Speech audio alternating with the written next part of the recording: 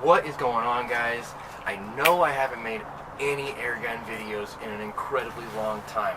This summer I focused more on Antioch Speedway videos for my local dirt track as kind of a new hobby that I was testing out. So last Christmas I got a drone that I've kind of been playing around with, and it's somehow segued into shooting videos for a racetrack. So that's what you guys have been seeing over the last few months. But we're going to kind of segue back to where this channel started and what our roots really are, which is definitely clinking with the air guns. I have got a really special treat for you guys today. On my way home, I stopped at a garage sale. When I go to garage sales, I ask people weird questions like, you guys got any old stuff, military memorabilia, you guys got air guns, old tools, anything like that? Like, at risk of pissing people off, I'll ask this question. Never in all my years of searching have I ever been successful in actually buying an air gun from a garage sale. Until today. I picked up a 1322 Crosman pump action pistol, complete with stock and unknown brand 4x32 scope, for 40 American dollars. That's an incredible deal considering the price of this pistol by itself, if I were to purchase it new, is somewhere in the $59 to $79 range. I haven't priced them recently. Maybe like $120 worth of total value in this for 40 bucks. I'm a big fan of giving things that have previously been good items new life. So what we're going to go ahead and do is we're going to try and perform a restoration on this, not only aesthetically, but also performance-wise. We're going to try and take a garage sale 22 and get it shooting better than it came out of the factory on the day it was born. When I came across this, I was actually looking at a green toolbox, and as I was going for the toolbox, I kicked this over next to it. I didn't even see it at first. I'm going to give you guys a closer look at it.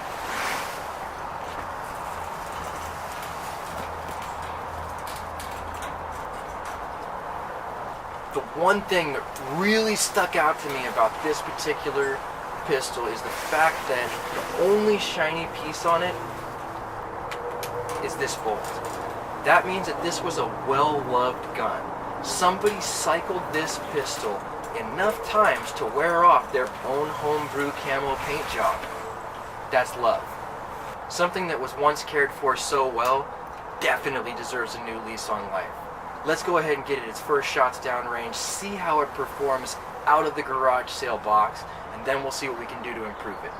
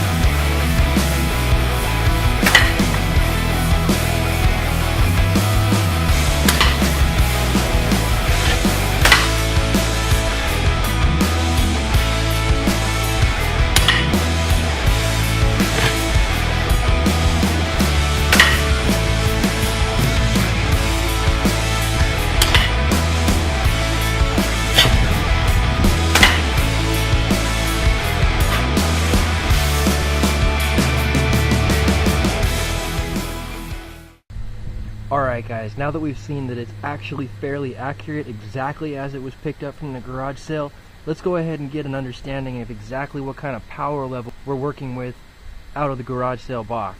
Let's go ahead and get a good idea of exactly what power level we're sitting at. I've always felt that a good way to get an understanding of exactly what a round is going to do downrange is to shoot it into glycerin soap. Not only because of the clarity of the glycerin soap being such that you can actually see what that round is doing as it travels, but also you get this great snapshot of what's actually transpired once it finishes. It's not the same as like shooting an apple or something where you don't really get a defined path. The soap really leaves a strong impression of what actually happens. Basically it just comes like this in 1 pound increments. And you buy it for about 10 bucks a pound. It's not really that expensive. And the good thing about it is you can melt it down and reuse it. Fire. Alright guys, you can kind of see that little crater right there and that diminishing diameter. Once we cut this out, we'll get a great cross section of what this round actually did. Let's shoot the rest. Fire. Ah, safety. Fire. Fire. Fire. Fire. Hopefully you can see the depth of all 5 of these shots right here. They're all about the same except for the 3rd one and the 5th one, the Crosman Premier Hollow Point and the Terminator, I believe this is. Just because I have them in my box today, we're also going to go ahead and shoot one of these Crosman Power Shot in .22 caliber as well.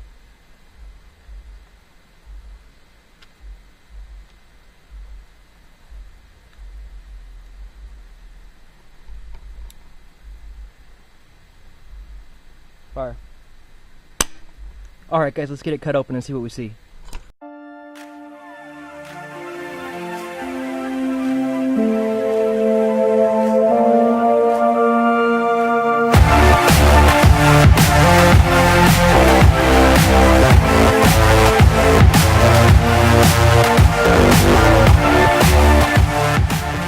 Now the best way that I've found to see kind of a clear picture of what's actually taking place here is to just get the soap wet. Putting a little bit of water on a dry bar of soap like this actually acts as a lens and makes it look much more clear.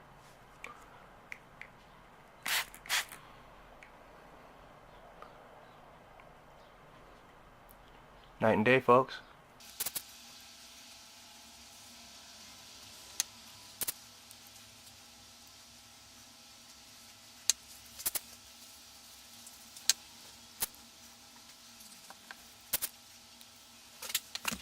Alright guys, let's go ahead and inspect this one step further. I've gone ahead and cut open all these blocks of soap that we have so you can kind of see the channel that was left by each round. Crosman Premier Hollow Point and the H&N Terminator are both fairly even as far as the penetration is concerned, and neither one really seemed to expand. No surprise that the Crosman Power Shot here, being the heaviest pellet out of the bunch, plus a pointed pellet that doesn't deform, actually ended up going the furthest. Alright guys, well that wraps it up for the first airgun video that I've done for you in a really long time. It definitely won't be the last. In the next video, we're going to go ahead and start getting into this thing, seeing exactly what, if anything, may be wrong with it potentially, seeing what it takes to get this gun to a higher level of shooting power and accuracy, as well as powder coating the frame. That's right guys, we are going to be powder coating the frame and any other pieces that I can of this gun to make it look as sick as possible. Alright, well don't forget to thumb me and hit that subscribe button with the bell. Catch you guys next time.